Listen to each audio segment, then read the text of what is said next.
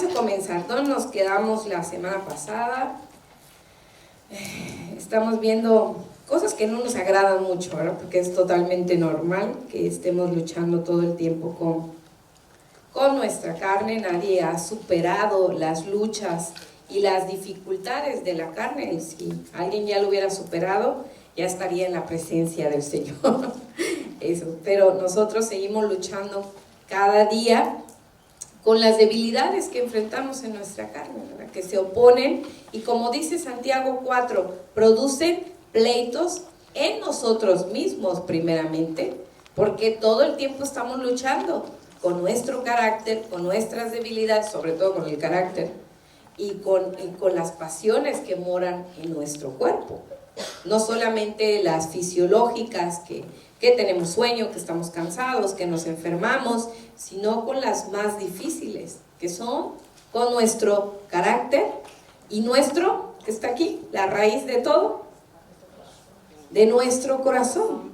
Algo que es difícil, difícil de no detectar, es otra palabra de decir, difícil de identificar como hombres, porque a veces no sabemos de dónde surge nuestro mal carácter, pero es de nuestro mal corazón, porque el corazón es la raíz de todo, hermanos, y es en el que debemos de estar trabajando, el que provoca las obras en nosotros.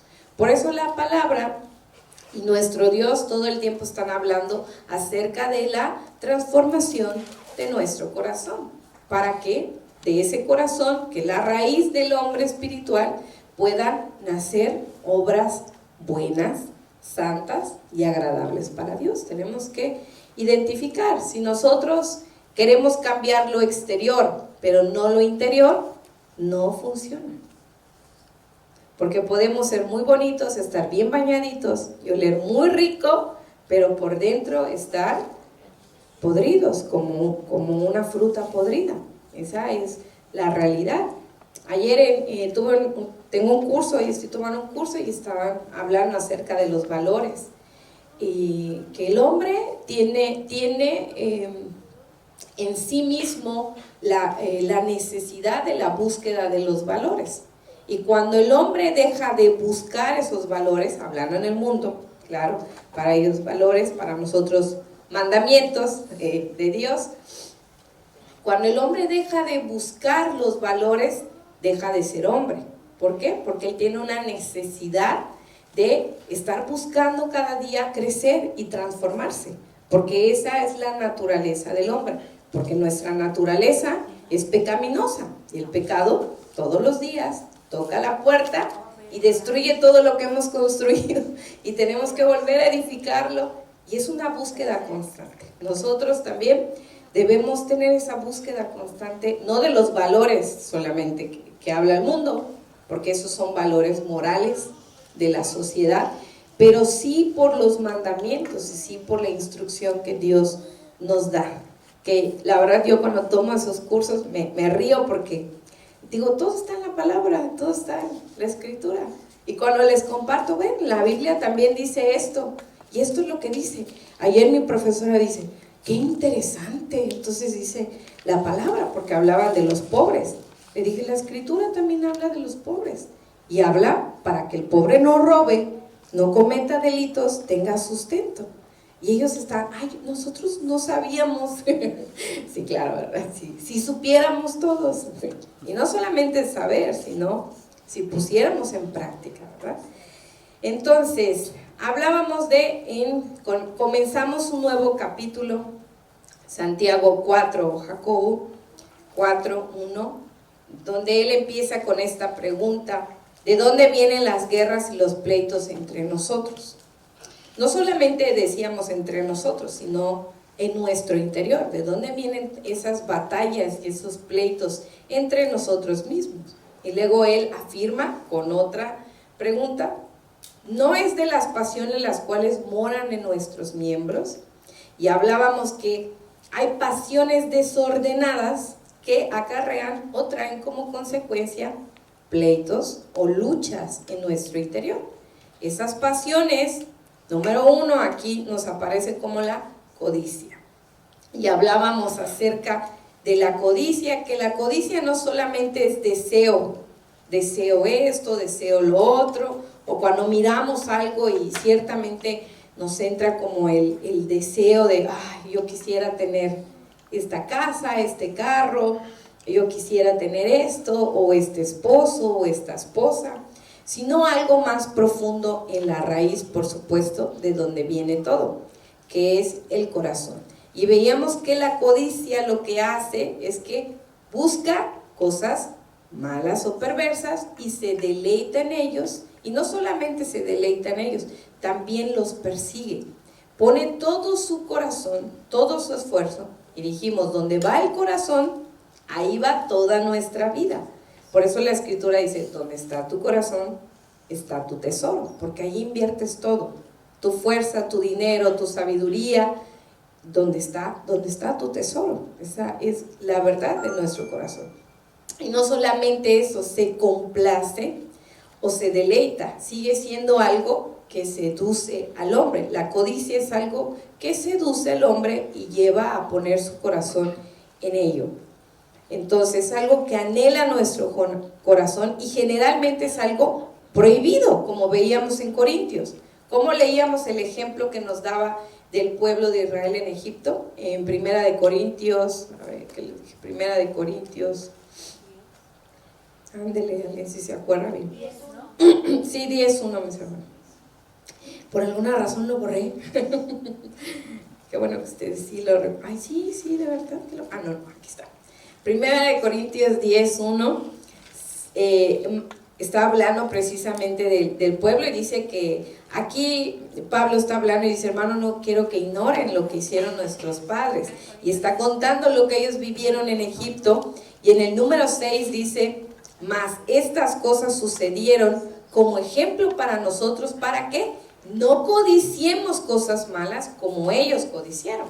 Y hablábamos que ellos codiciaban cosas sencillas en realidad. ¿Qué decíamos? ¿Qué pidieron primero? La carne de carne, cebollas, ajo, agua, pan. Querían cosas, parece, básicas y sencillas. ¿Cuál era el problema? Que querían seguir siendo esclavos. Bueno, aparte, ¿cuál era el problema? ¿Qué anhelaba en realidad su corazón? ¿A poco no podían tener cebollas? Mi esposo me preguntaba el domingo después de la prédica, dice, ¿y los israelitas no salieron con animales? Le digo, sí salieron con animales. ¿Y por qué deseaban carne? Buena pregunta. ¿Y si llevaban animales? Llevaban comida. Entonces, ¿cuál era el problema? Hablándolo técnicamente, pues sufrían del síndrome de Estocolmo. Es el colmo, más bien, es el colmo. Extrañaban la esclavitud. Extrañaban a Egipto. Querían las cebollas de Egipto. Querían los ajos de Egipto, querían la carne de Egipto, en fin, querían regresar a Egipto, porque su corazón quería volver a la esclavitud, y no era por ser esclavos para ser castigados, porque ellos mismos lloraron para ser liberados, sino que ellos no querían doblegar su corazón a un nuevo Dios que los iba a instruir, que los iba a limpiar de toda su inmundicia. No querían doblegar ese corazón, su corazón todavía estaba en Egipto. Ellos salieron de Egipto, pero su corazón se quedó en Egipto. Querían volver a Egipto. Porque si yo, hermanos, por ejemplo, si alguien es secuestrado, como ahora pensamos en los que son secuestrados, y lo llevan a un lugar y lo hacen esclavo, y lo hacen pasar por mucho tiempo, un muy mal rato, cuando salga, ¿ustedes creen que quisiera regresar? No, dicen todos, ¿cómo vamos a regresar al lugar cuando nos hicieron esclavos? Entonces, ¿cuál era el problema en el corazón de Israel? ¿Quería volver a ser esclavo? ¿Quería volver a vivir 400 años en esclavitud? Había un gran problema en su corazón. Había un problema en su corazón porque codiciaba cosas malas. Como ellos eran malos, codiciaban cosas malas. El problema no era la cebolla, ni el ajo, ni la carne, era de dónde venían esas cosas. Evidentemente la carne era ofrecida a los dioses. Y había muchísimos rituales y muchísimos dioses que Dios tuvo que derrotar a cada uno para que el pueblo pudiera salir. El dios de las moscas, el dios de las ranas, el dios que se creía de la muerte, de la tierra, de la provisión. Entonces Dios tuvo que sacarlos de esos dioses, de esa vida de esclavitud, porque el que sirve a otros dioses vive en esclavitud por el pecado, y llevarlos a Egipto para limpiarlos, pero su corazón nunca salió de Egipto.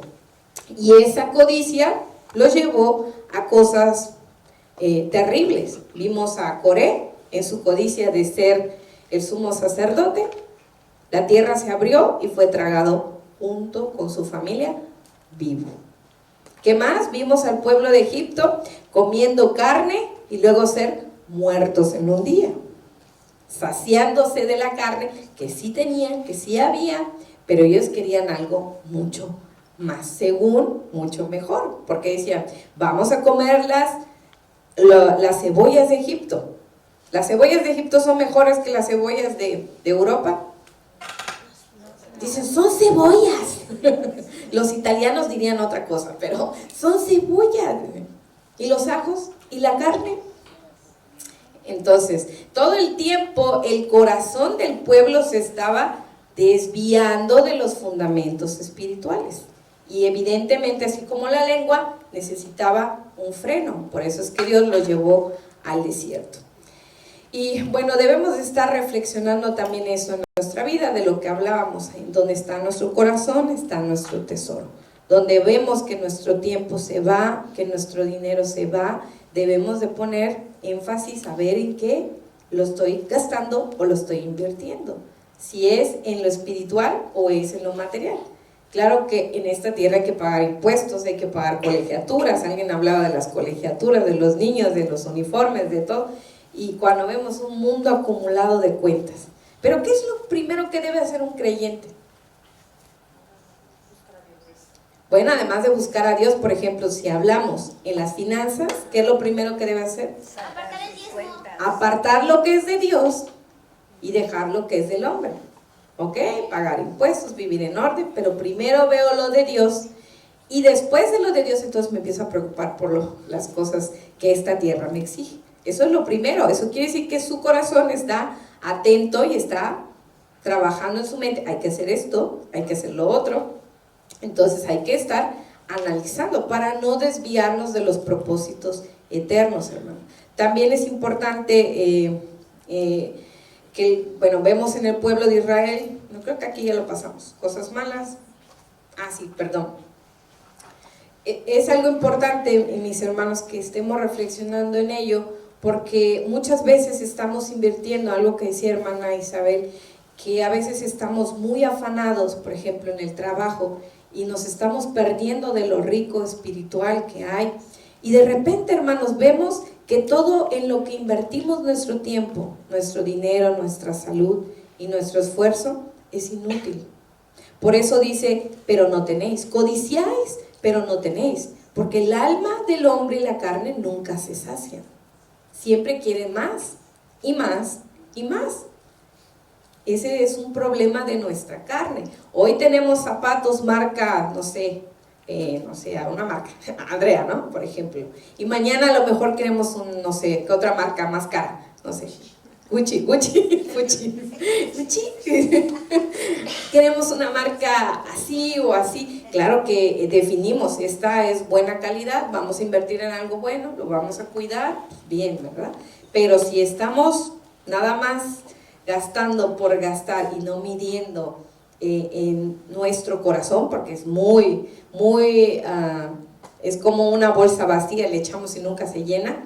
Entonces debemos de tener cuidado con eso y tenerlo en cuenta para que no invirtamos en algo que se va a perder materialmente. Entonces vemos que muchas veces nuestro corazón apunta a la inutilidad de la vida, las cosas guiadas por las pasiones, como el que compra, va y compra algo que no le va a servir, que claramente no le va a servir.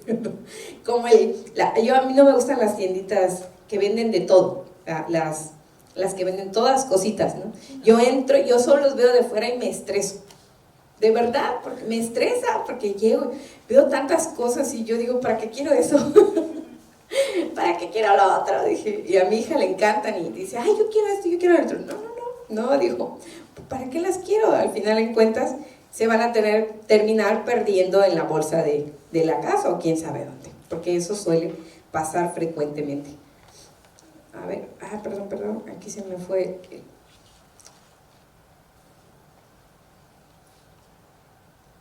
Perdón, hermanos, que no aprendo a manejar la tableta de ella y de repente lo toco, y se va por otra parte. Mateo 16:25 dice el Mesías, porque todo el que quiera salvar su vida, la perderá, y todo el que pierda su vida por causa de mí, la hallará. Porque, ¿qué aprovechará el hombre si gana todo el mundo y pierde su alma? Dice, ¿qué recompensa dará el hombre por su alma? ¿Quién dijo el jueves? Estábamos platicando en el taller, creo que Dani mencionó que un jugador falleció, ¿no? Un joven, y él decía, y él había alcanzado la cima de su vida, tenía premios, dinero, esposa, hijos, había alcanzado, dijo algo importante de Dani, la felicidad a la vista del hombre, y murió en un accidente y murió dentro de un Ferrari, muy, muy caro. Entonces, el hombre busca su felicidad, pero no busca la vida eterna, que es el gozo eterno, en realidad. Y aquí, por eso el Mesías dice, ¿de qué le sirve al hombre ganar todo el mundo y perder su alma? ¿De qué te sirve llenar tu granero si al final no vas a gozar la vida eterna? No nos va a servir de nada, seguimos invirtiendo en la inutilidad de la vida, las cosas que no edifican, y no podemos recompensar nada a Dios por nuestra alma. ¿Podemos dar algo a Dios para salvar nuestra alma? No se puede. Llegar delante de Dios y no tenemos nada con que pagar nuestra alma. Es imposible, más que el sacrificio que nuestro Mesías hizo por nosotros, pero tenemos que aceptarlo, tenemos que entrar en pacto con Él. Mateo 16:25, 26. Entonces, por eso es que la Escritura dice que codiciáis y no tenéis lo que deseáis, porque el alma no se satisface, menos en las cosas materiales. Por eso es que cada día el hombre tiene que inventar algo nuevo para satisfacer el alma del mismo hombre, porque nunca se va a saciar de esta tierra. Por eso es que a cada mes está saliendo un nuevo iPhone. Y ya llevamos el iPhone quién sabe cuánto, yo ni me acuerdo, yo creo que estaba en el 4 cuando lo vi, ni me acuerdo en qué iPhone va. Por eso la tecnología va tan rápido para poder saciar el alma del hombre. Entonces, algo importante que estemos meditando. Y vamos a seguir viendo en la Escritura. Ahora vamos a Santiago 4 otra vez y vamos a ver la siguiente obra o la siguiente pasión desordenada, que ya habíamos hablado un poquito. Dice Santiago 4, codiciáis y no tenéis, matáis y ardéis de envidia y no podéis alcanzar. Entonces, la siguiente obra de la carne o la siguiente pasión desordenada es matar y arder de envidia. Sabemos que matar es un delito y la Escritura habla de ello. ¿Dónde encontramos por primera vez que es un delito? En Éxodo 20. Bueno, ya vimos desde Génesis al principio. Recuerden Caín y Abel, que Dios lo reprendió para que no matara a su hermano porque era un delito y fue desterrado. Pero si vemos efectivamente como mandamiento, en Éxodo 20:13 dice, no matarás. Eso es lo que dice la Escritura. O sea, no serás un asesino. Porque, ¿qué es en realidad la muerte? Si pensamos en la muerte, ¿qué es la muerte? Cuando alguien asesina a alguien, ¿qué pasa? Bueno, pero ¿qué pasa con el que es asesinado?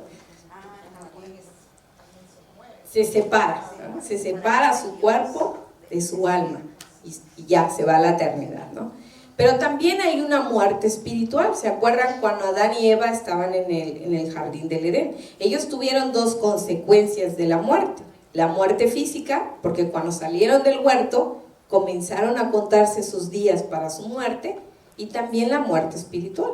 ¿Por qué? Tuvieron una separación de la comunión de Dios con el hombre. Se apartaron de esa relación con Dios y ellos fueron expulsados del huerto del Edén. Entonces la muerte tiene dos consecuencias: la separación física, pero también la espiritual. Entonces es algo muy importante, porque no solamente afecta al cuerpo, hablando de que él se separa de su alma y muere, sino también afecta el espíritu y el alma de los hombres. Entonces, no matarás, para nuestro Dios no solamente es un concepto en lo físico, también en lo espiritual. Y para poder comprender mejor esto, vamos a escuchar qué es lo que opina el Mesías. Para nuestro Dios, matar físicamente no es la única forma en que seamos condenados o llevados a juicio. También hay otras cosas que para Él ameritan juicio, y es como si asesináramos a alguien. Suena muy duro, con el asesinato suena muy feo. Mateo 5:21, y vamos a escuchar al Mesías. Vamos a ver qué Él piensa acerca de esto. ¿Por qué matamos? ¿Por qué esas pasiones desordenadas nos llevan a batallar tanto que terminamos asesinando? Mateo 5:21. Esta es una porción muy escuchada, o muy, no sé si predicada, pero sí es una porción muy conocida. Dice Mateo 5:21, el Mesías está hablando y dice: oíste que fue dicho a los antiguos, no matarás, porque es un mandamiento, y cualquiera que matare será culpable del juicio. Pero yo os digo que cualquiera que se enoje contra su hermano será culpable del juicio. Cualquiera que diga necio a su hermano será culpable ante el concilio, y cualquiera que le diga fatuo quedará expuesto al infierno de fuego. Ahorita los que son reprendidos todo el tiempo estarán diciendo: ya ven, no tienen que reprenderme, no tienen que decir, no tienes que enojarte. ¿Será cierto? ¿Será un pecado enojarse? Ay, no, todos los enojones dicen: no es un pecado enojarse. Yo digo, no, cuando yo estaba leyendo eso, ya saben, yo tengo un carácter un poco, un poco explosivo. Y mi esposo ya me estaba viendo y, a ver, lee. Porque yo me enojo muy rápido, esa es la verdad.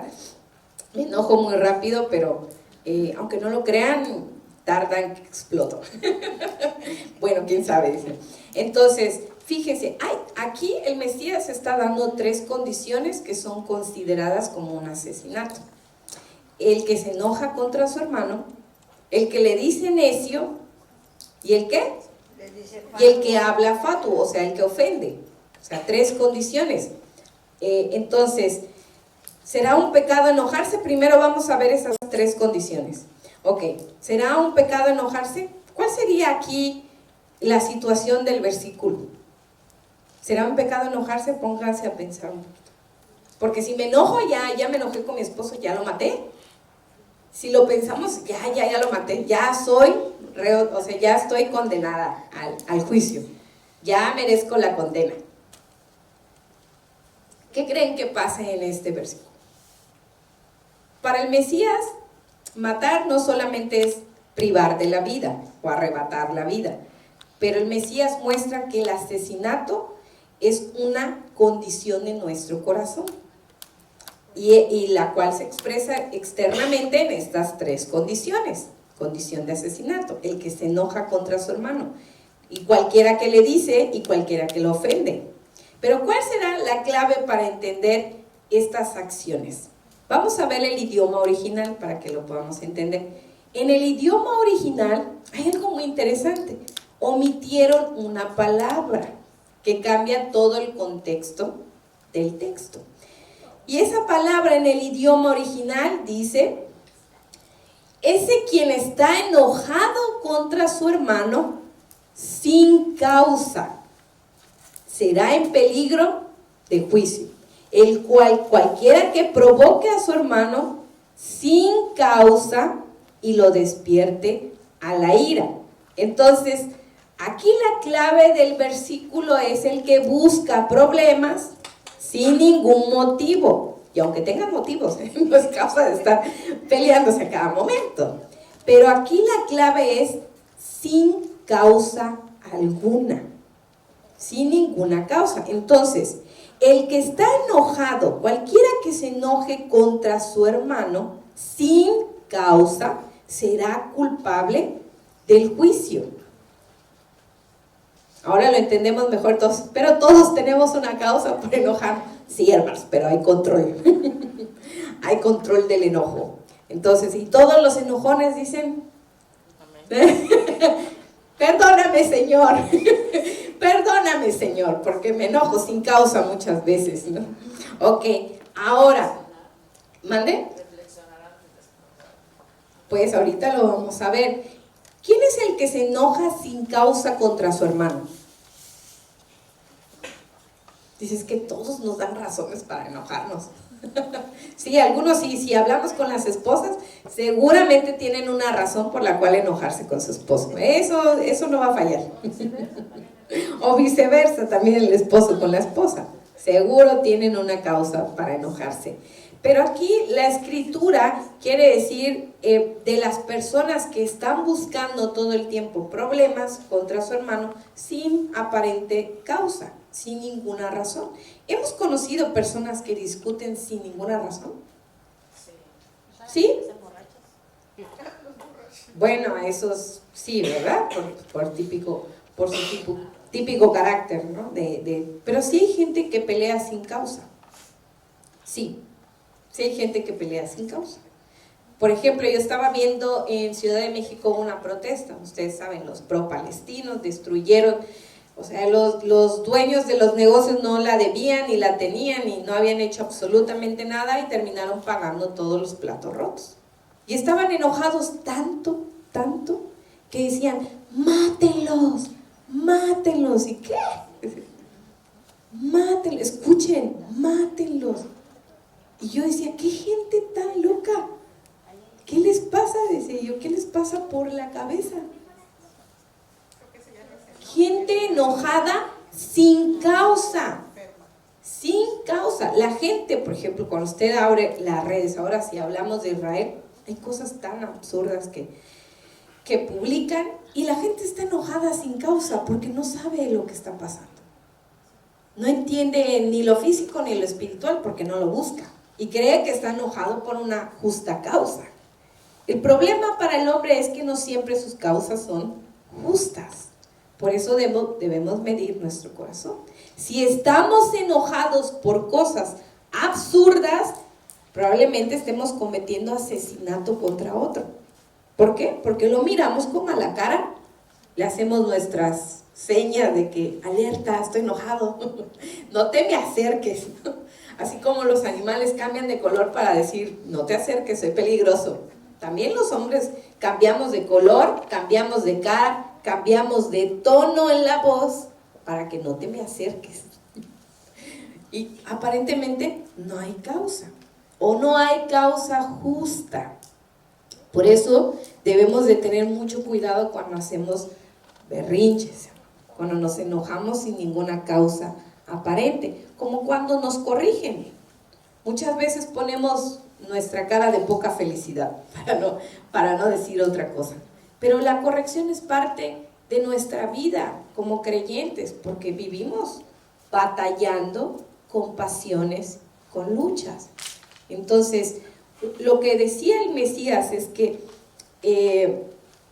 la muerte o matar o asesinar o privar de la vida no solamente es lo que hacemos, las acciones físicas en contra de otro, pero también las que hacemos sin causa aparente, las que no son justas o las que creemos que son justas pero al final no son justas, porque nosotros todos creemos en nuestra propia opinión que somos sabios, que estamos enojados por justas causas, ¿no? O causas justas, al revés.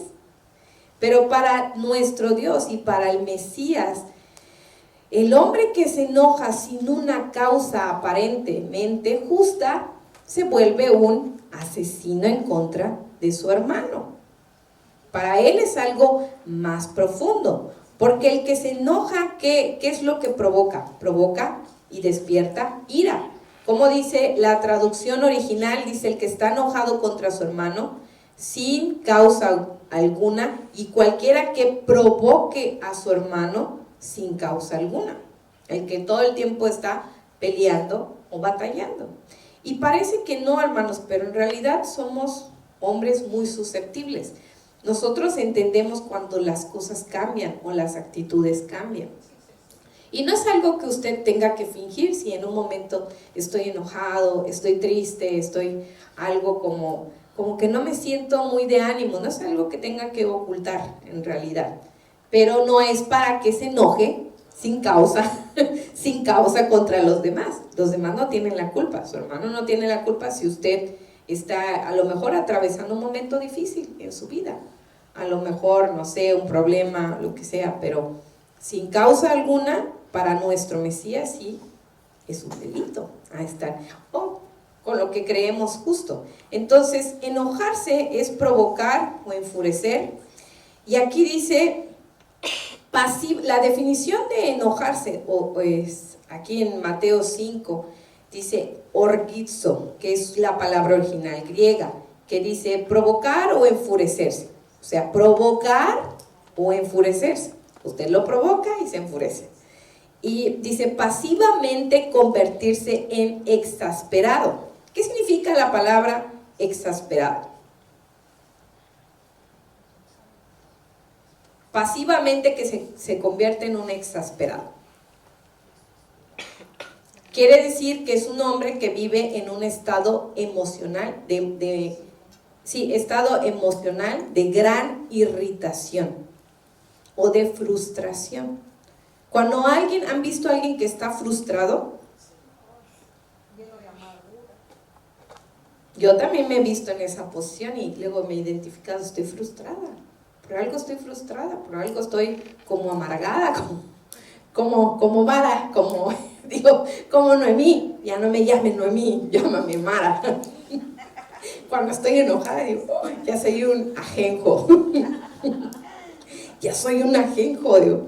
Entonces, alguien que está en un estado emocional de gran irritación o frustración prolongada o una experiencia prolongada puede llegar a enojarse tanto, irritarse a sí mismo, irritar a los demás. Se vuelve iracundo. Por eso es importante estar viendo nuestro corazón. ¿En qué estado está nuestro corazón?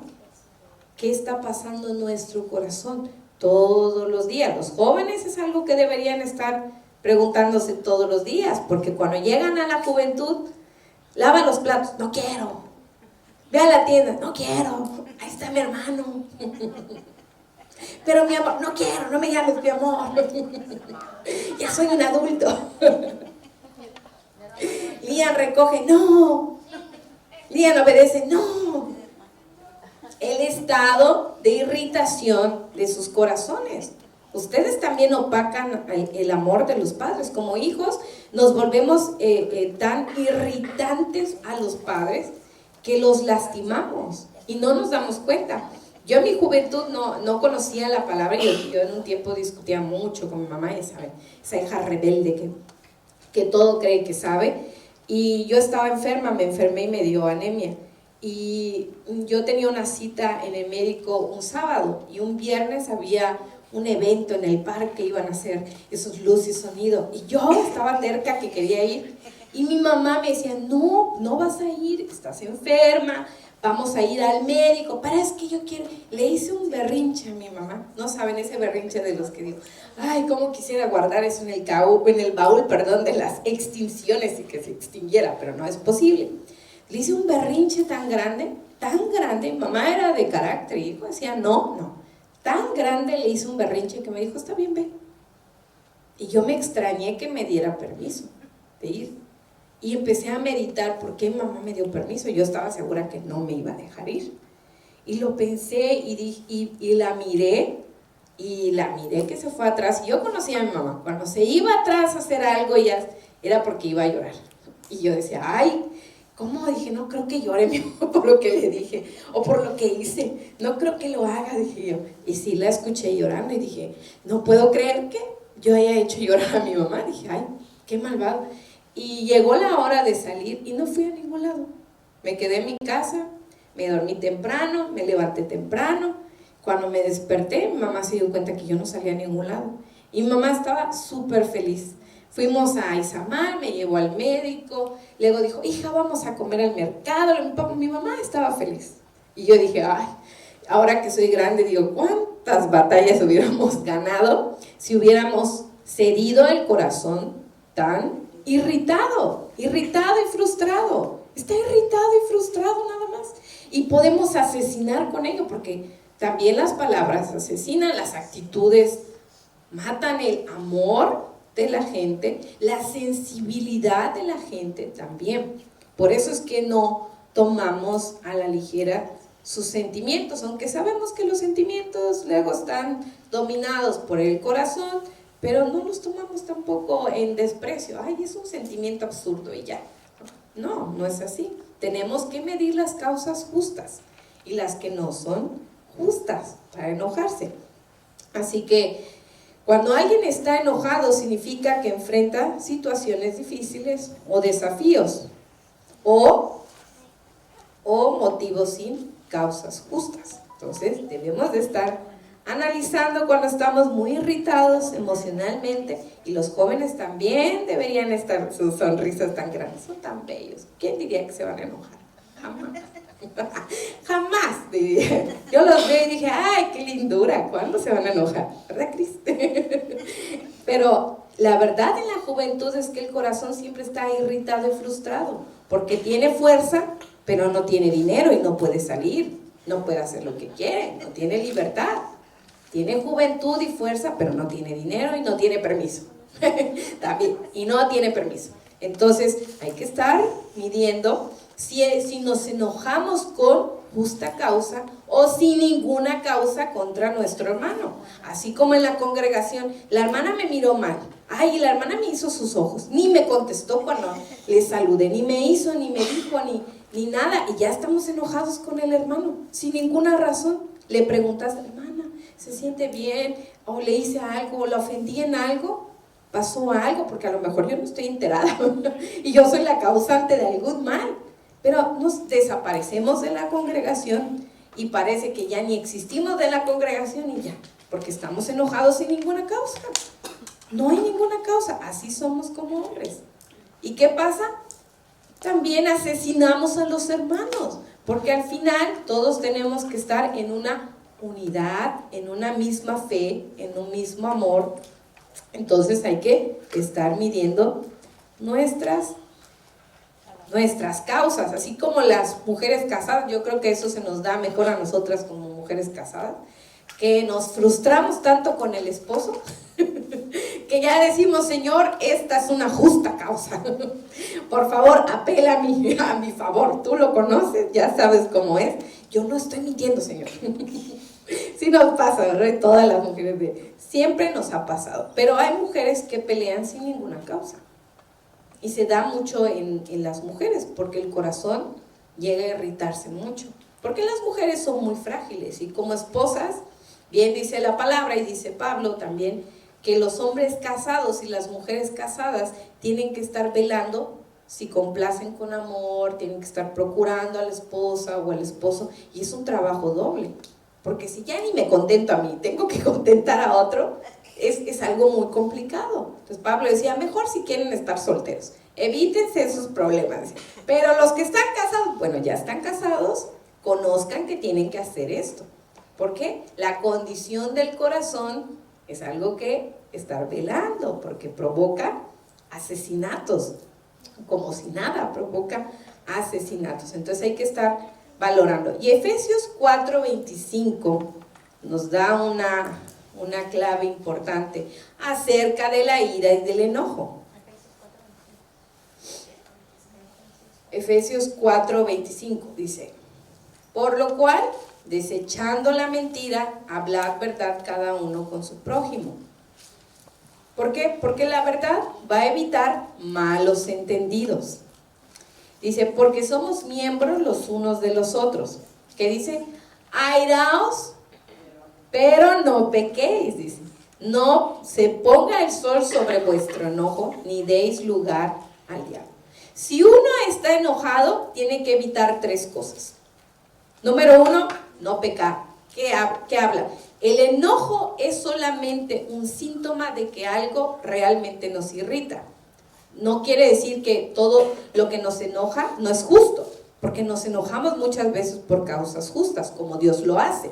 Cuando ve Dios que por ejemplo, el rico o el que tiene poder se quiere poner sobre otro que no tiene la facultad o la facilidad o la economía, a Dios le enoja. También en las injusticias, también el que trata mal al huérfano o a la viuda o al anciano, Dios se irrita contra ello. Dios está enojado con justas causas. Y también el hombre puede enojarse por causas justas. Cuando hablamos y nos sentamos de cómo está yendo nuestro país, hay cosas que nos enojan tanto, hermanos. Nos enojan de verdad, pero no debemos, ¿qué? Pecar. No debemos llegar al extremo del enojo, que nuestro corazón esté tan irritado que ya no pueda controlarse. Por eso todos debemos ser sabios en ello, tanto el que está enojado como el que escucha el enojo. Los dos debemos ser sabios en ello. No esperar, dice aquí, que no esperar a que el sol se ponga y pase otro día. Porque cuando el sol cayó, usted dice, estoy enojado con lo que es más fácil, con el esposo. Es lo más fácil de enojarse. Estoy enojada desde la mañana y hasta la noche, no, hasta la tarde. Pero si cruza la tarde en la noche, ya es otro día. Ya llevas 2 días de enojo. Ya llevas 2 días de enojo. Y dice aquí que no se ponga el sol sobre nuestro enojo. Que tu enojo sea momentáneo, por la causa justa, por el motivo justo. Me enojé, ya no puedo hacer nada por eso, ok, ya, va a pasar otro día. Dice, pero que ese enojo no perdure, es eso, que no se mantenga, que sigamos enojados por la misma cosa todos los días. No es que ya lo superemos, hermano, es que tenemos que tratarlo. No es supérelo, trátelo para que pueda seguir adelante y no perdure. ¿Y qué dice? ¿Qué otra cosa? No deis lugar al diablo. Entonces, cuando alguien se enoja, hay 3 cosas que debe evitar. No pecar, no ir más allá de la causa justa o no injusta, hay que controlar el corazón. Que no se ponga el sol sobre nuestro enojo, que no pase otro día y se prolongue otro día y otro día por la misma situación, y no dar lugar al diablo.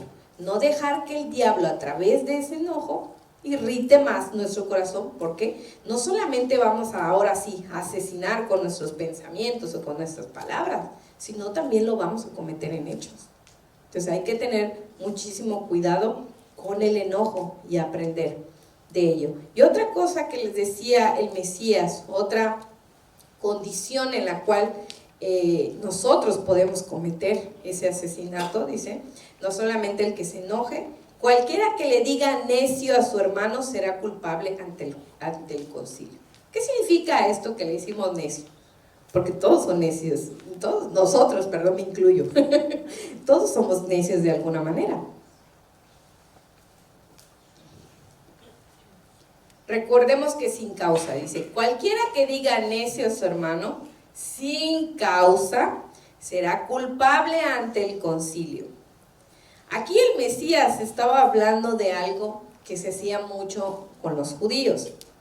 La traducción original dice, cualquiera que diga a su hermano sin causa, raca, estará en peligro de consejo. Entonces, el término raca proviene de la lengua griega y también hebrea. En el Nuevo Testamento aparece aquí con el Mesías y es esta frase, cualquiera que le diga raca a su hermano sin causa, es culpable ante el juicio. Y se traduce a menudo como tonto o cabeza hueca, o vacío también se puede decir, un hombre sin sentido. y se utiliza en el contexto en que se enfatiza la falta de respeto o el insulto a los demás. Específicamente cuando alguien usa un lenguaje crítico para socavar el valor de otro. Es decir, ese racá era una expresión de desprecio. Esa es excelente palabra, mi hermana. Era una expresión de desprecio. ¿Por qué? Desvaloriza el alma o al hombre, al que está insultando. Y racá, o al que le está faltando al respeto, es de origen caldeo. Esa palabra, o sea, en el Antiguo Testamento es de origen caldeo. Y era una expresión que decía, oh vacía, es decir, tú sin valor. Cuando alguien le decía racá a alguien, ay, tú eres un vacío sin valor, tú no vales nada. Era una expresión de desprecio o menosprecio hacia los demás, que no tenían valor.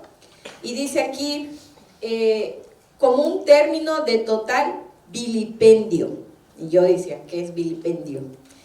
Vilipendio es un término que se describe como desprecio o falta de estima hacia otra persona, la cual se refleja en las acciones, en los gestos, en las palabras, en la falta de respeto, en la poca consideración de la dignidad y el valor de la persona. ¿Escuchan cómo se oye de fuerte? Racá era una expresión que no solamente era decir, racá, no tienes valor, realmente no tienes valor y yo siempre te miro con desprecio, siempre hago gestos delante de ti. ¿Y qué más dice aquí? Dice que así, también tengo acciones en tu contra porque no creo que tengas valor. Era una expresión muy dura, de abuso y de desprecio. Y los judíos lo usaban muy comúnmente en el pueblo. Ellos despreciaban muchísimo a los gentiles y les llamaban inmundos y cerdos. Por eso es que cuando Pedro mira, y Dios le dice, Pedro, en la visión, ve y mata, y él dijo, nunca he comido nada inmundo. Y Dios le dice, es que ya no llames inmundo a lo que yo he limpiado. ¿Hablando de quiénes? ¿De los animales? No. De los hombres. Porque los judíos eran tan especiales en el Talmud con sus cosas tan superficiales que no valoraban el alma de las personas. No estaban haciendo luz. Y muchas veces nosotros somos así, hermanos, con esa actitud. No valoramos el alma de las personas. Y no es porque no nos sentemos y digamos, ay, qué bonito eres, qué precioso eres, sino, ¿cómo sabemos que valora nuestra alma?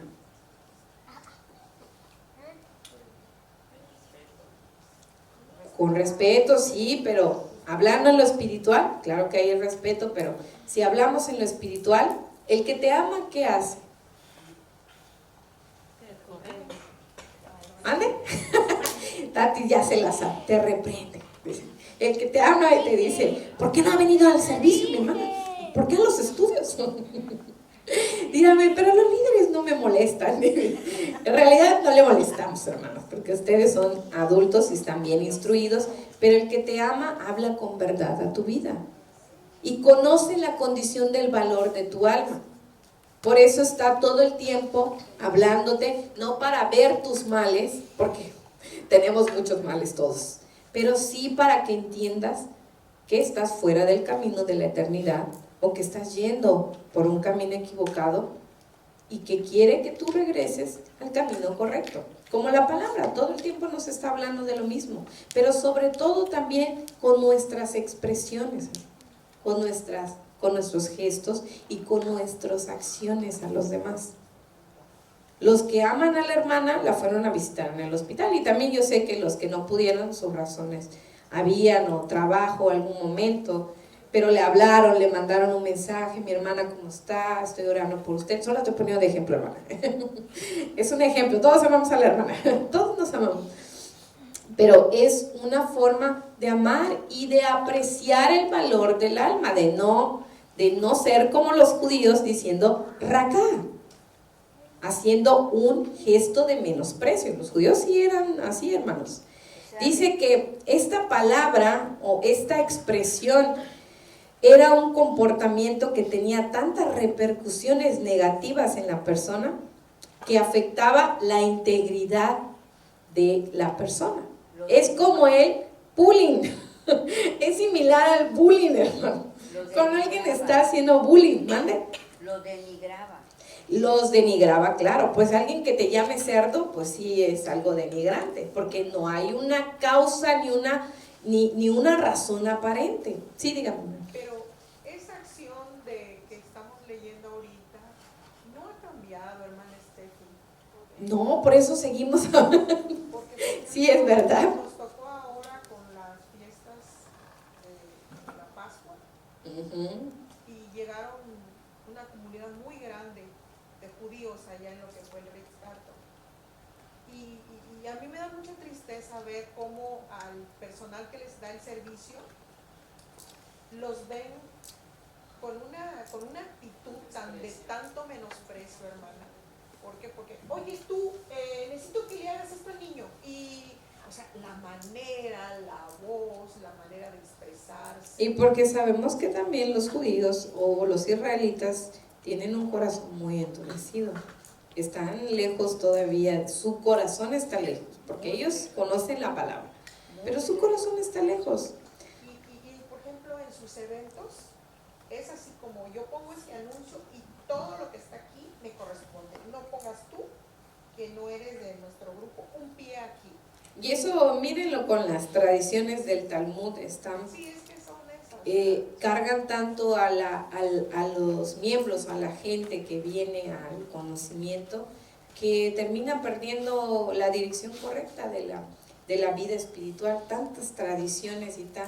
Digo, yo cuando escucho, hay una chica mexicana que se convirtió en judía y de repente me sale en el Facebook o donde yo esté a veces en las redes y miro, hoy la tradición tal, la expresión tal, los judíos decimos así, hacemos así. Yo dije, ¿cuánta carga espiritual? Y material también, porque comprar todo eso no es nada barato. Entonces digo, wow, cuánta carga, ya hasta cuando la veo dije, híjole, cuánta carga espiritual hay, porque hay que hacer miles de cosas y la escritura nos manda nada más obedecer la palabra y los mandamientos, apartarnos y no tomar a los hombres como si no valieran nada, como los judíos sí lo hacían. Era una expresión muy común en Israel de parte de los judíos y sobre todo de los fariseos hacia otros, sobre todo a los gentiles, que el Mesías lo menciona aquí como ese desprecio hacia los demás causaba la muerte de otro. Espiritualmente, recordemos y hablamos en la actualidad que el bullying causa muerte de muchas personas, la muerte de muchas personas. ¿Cómo es que niños desprecian tanto a otros que terminan matándolos a golpes o provocándolos para que ellos se quiten la vida? ¿Sí o no pasa? Esos son perversos, hermanos, son los que asesinan no solamente el cuerpo, sino también el alma de las personas, con el desprecio. Y hay que estar enseñando también a nuestros hijos a no formar parte de ello, a edificarlos en la palabra. ¿Ven que la escritura es totalmente actual? No ha cambiado, porque el corazón del hombre no cambió, hermanos. Sigue despreciando tal. Y nuestro Mesías estaba desafiando a los oyentes, explicándoles que el odio y el desprecio hacia los demás son tan graves como cometer un asesinato. Eso es lo que él estaba tratando de decir. Porque nosotros no creamos las almas. ¿Por qué vamos a despreciar las almas? No es nuestro deber, ni siquiera podemos decir quién va al cielo y quién va al infierno. No nos corresponde a nosotros. Juzgamos lo que vemos según la escritura, a la luz de la escritura. Pero lo que está más interno, no podemos juzgarlo, no podemos verlo. Y el último dice, y cualquiera que le diga sin causa, fatuo, quedará expuesto al infierno de fuego. Fatuo es una palabra que es moros en griego y que probablemente su base es la expresión del aburrido o el tonto. o el desatento, dice aquí, aparentemente el absurdo.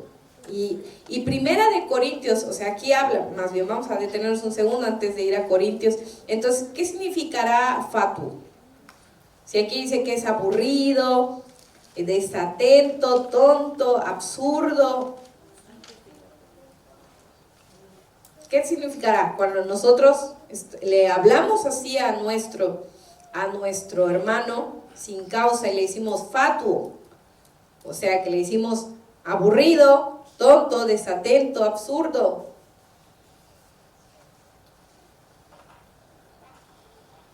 ¿Qué será esa expresión?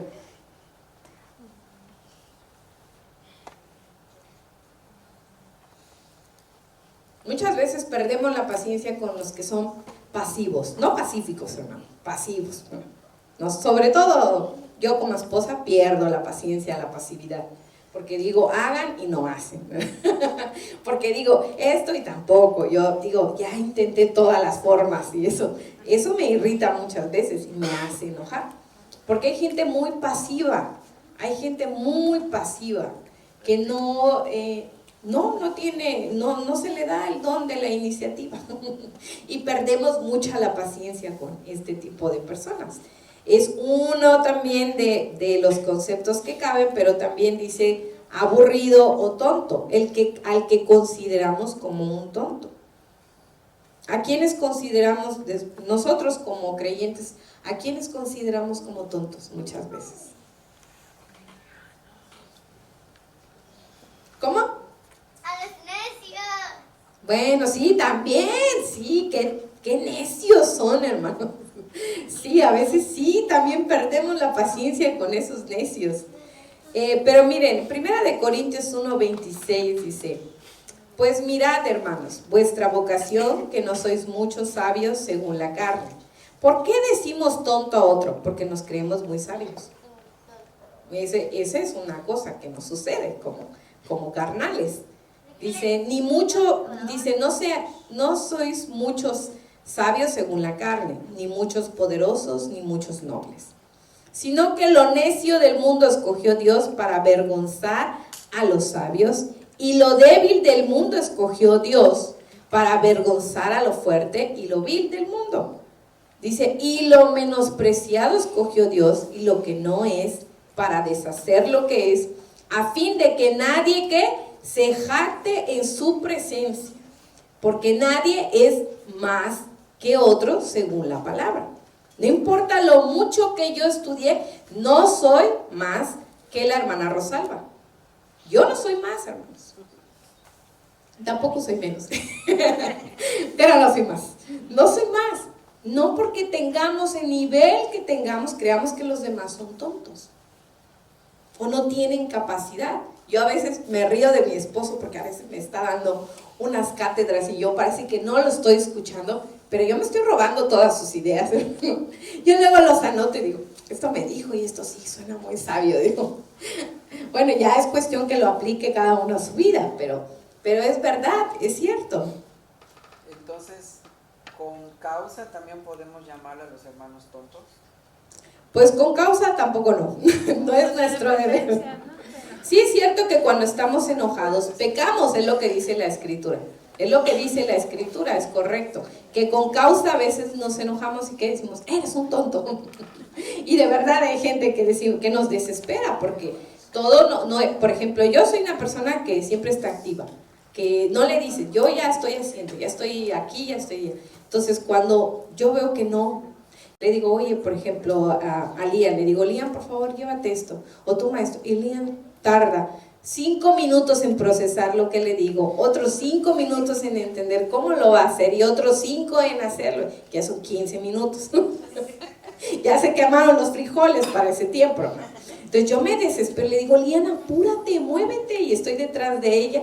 Pero lo que aquí dice la Escritura habla acerca del menosprecio hacia los demás, un menosprecio verdadero, un menosprecio que no tiene causa y que habla como tonto porque nos creemos superiores a los demás. El que le dice tonto a uno es porque se cree superior, pero en la posición de creerse superior, en el menosprecio, en el que te digo racá, en el que no vales nada, en el que se enoja sin causa. En ese contexto está hablando. Quiere decir que es una condición del corazón muy difícil de tratar. Es alguien soberbio. El que mata es el soberbio, hermano. El que cree que tiene todo para sí mismo y que tiene poder sobre los demás, aún de quitarle la vida. Ese es el problema de la condición del hombre. Y aquí, 1 Corintios 1:26 dice, es verdad que aún de lo tonto de este mundo, pero no de lo pecaminoso, de lo tonto, hablando de lo que nosotros creemos absurdo. Como por ejemplo, Proverbios que estamos leyendo dice, mira ¿qué dice de los animales? Las 7 sabidurías o algo así decía el proverbio. Mira, dice, la sabiduría de estos animales. La hormiga, dice, no tiene capitán, creo, dice, y reúne, ¿cómo dice Dani tú? Tú lo lees. La langosta no tiene rey y salen, si no tiene Cuadrillas. y salen en cuadrillas, dice. La hormiga, dice, no tiene, no me acuerdo, no tiene es muy pequeña y recolecta su comida a tiempo. Para el verano. Nosotros lo creemos tonto porque lo menospreciamos, lo vemos tan pequeño que no lo tomamos en consideración. Es como a los niños. Muchas veces los vemos tan pequeños que creemos que no entienden, que no los puedes educar, que no los puedes corregir, que no les puedes decir. ¿Verdad, Liam? Dije que el que no ponga atención lo vamos a pasar a predicar aquí. Eso fue lo que dijimos. Entonces, es el que creemos que no tiene valor. Pero aún, por ejemplo, de los niños aprendemos muchas cosas. Cuando les ponemos atención y los escuchamos y vemos que Dios los ama por una razón. Porque son frágiles, hay que protegerlos, así como ama a cada uno en su fase. Pero no a los que viven en rebeldía, hermanos. No a los que quieren hacer lo que quieran por su propia voluntad, porque creen. Eso es soberbia.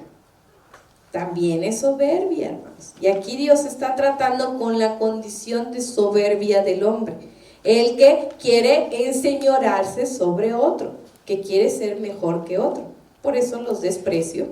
Por eso me enojo todo el tiempo, porque ¿qué valor tienes tú? ¿Qué me vas a enseñar tú?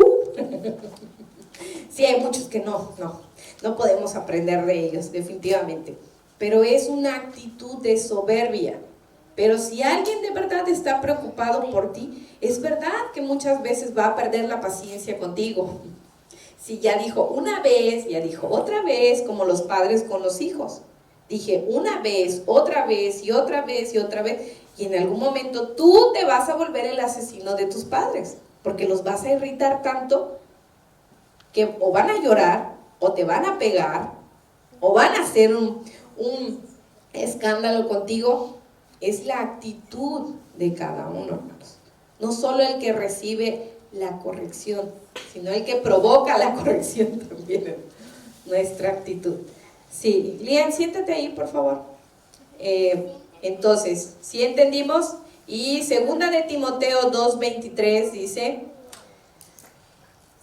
es un tema que después vamos a ver, me gustaría ver con los jóvenes. Dice, Lian, siéntate por favor. 2 Timoteo 2:23 dice, huye también de las pasiones juveniles y sigue la justicia, la fe y el amor y la paz, con los que de corazón limpio invocan al Señor. ¿Con quiénes van a seguir estas cosas? Con los que de corazón limpio invocan al Señor. Pero desecha las cuestiones necias e insensatas, sabiendo que engendran contiendas. ¿Ya ven? Los necios engendran también contiendas.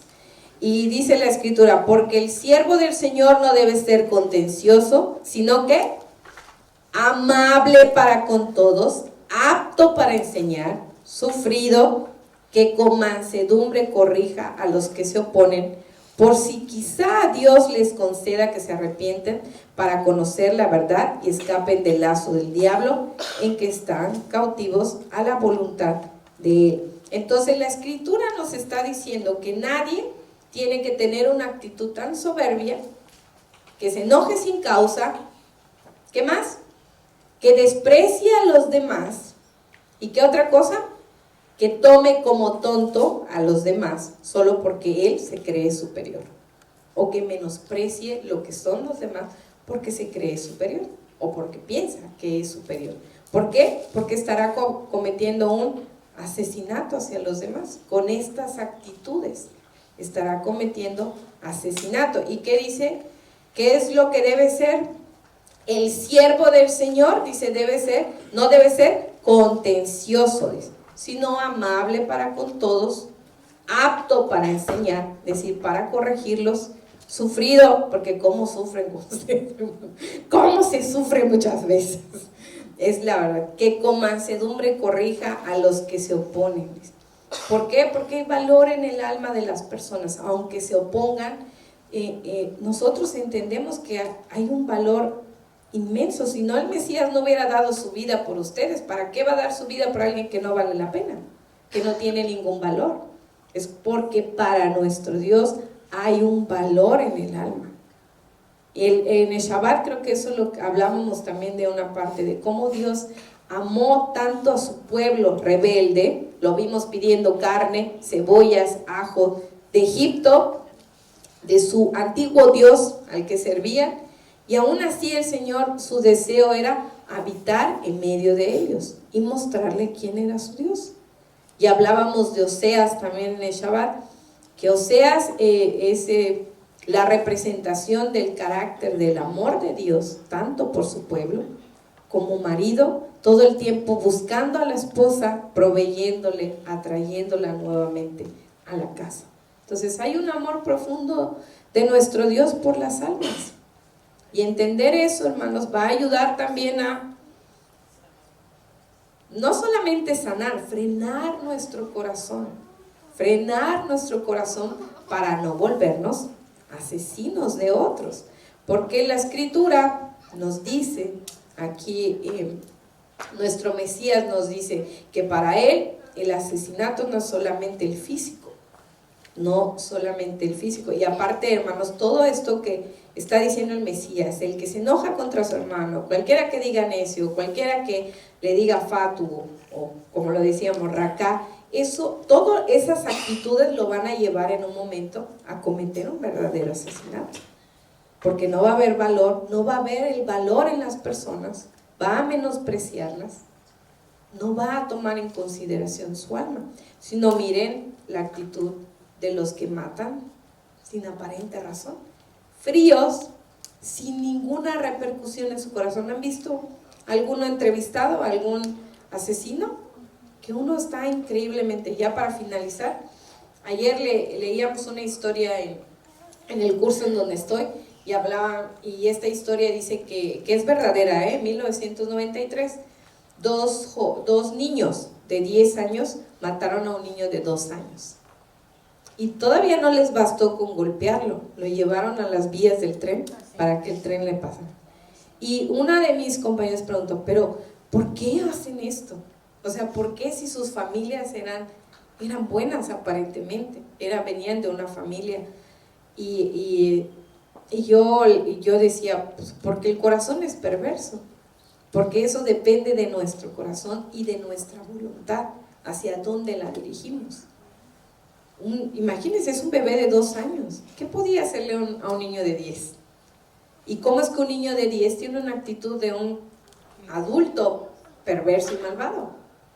Es algo bien difícil porque hay que frenar nuestro corazón.